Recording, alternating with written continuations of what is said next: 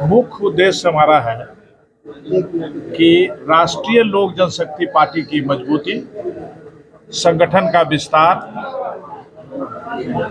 गांव-गांव तक पहुंचाना और हमारे जो संस्थापक रहे हैं दलित सेना के और लोक जनशक्ति पार्टी के पद्म विभूषित रामविलास पासवान के विचारों को, उनकी नीतियों को जन जन तक पहुंचाना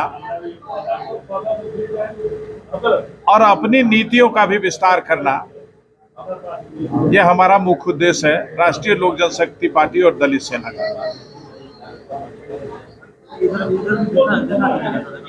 कहीं 2024 की तैयारी तो नहीं है? ये निश्चित रूप से अपेक्षाएं तो रहती है। 2024 की तैयारी है।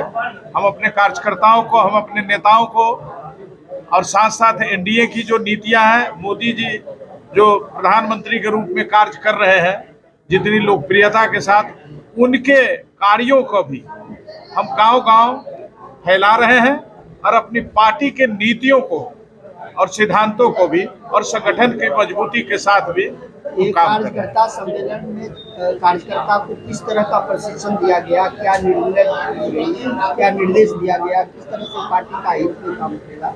हम पार्टी के हित में अपने कार्यकर्ताओं को इस सम्मेलन के माध्यम से आज बेगूसराय की धरती पर हम अपने कार्यकर्ताओं को संदेश देने आए हैं कि रामविलास पासवान जी ने जो मजबूती खड़ा किया था पूरे देश में लोक जनशक्ति पार्टी की, उन नीतियों को मजबूती के साथ जिस तरह उनके जीवित रहते हुए हम लोगों ने इसको संभाल के रखा है, अब अपने राष्ट्रीय अध्यक्ष जो भारत सरकार के कैबिनेट मिनिस्टर हैं आदरणीय पशुपति कुमार पारस के नेतृत्व में पूरे बिहार ही नहीं बल्कि देश में भी हम अपने पार्टी का विस्तार करें।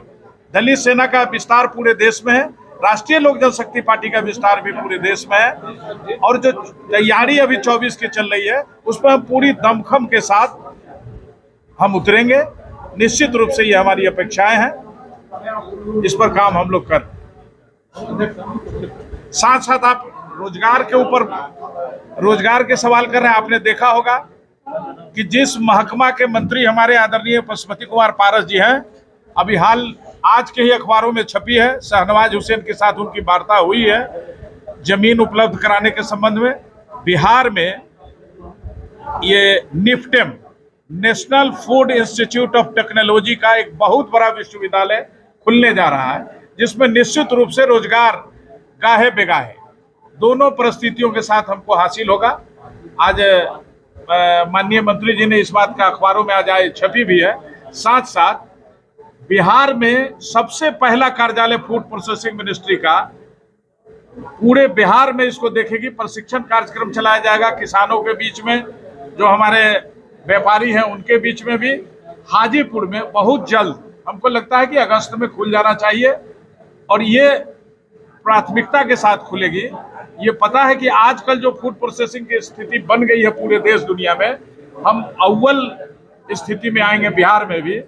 और पहले बिहार में नहीं थे, हम लोग खुद इस नाम को नहीं जानते थे कि फूड प्रोसेसिंग भी कोई यूनिट है, लेकिन यहाँ 2 यूनिवर्सिटी खोलने की बात है जो आपके जिले के भी खगड़िया में हो, जहां भी हो, प्लेस चुना जा रहा है। घनश्याम कुमार दाहा, प्रधान महासचिव दलित सेना बिहार।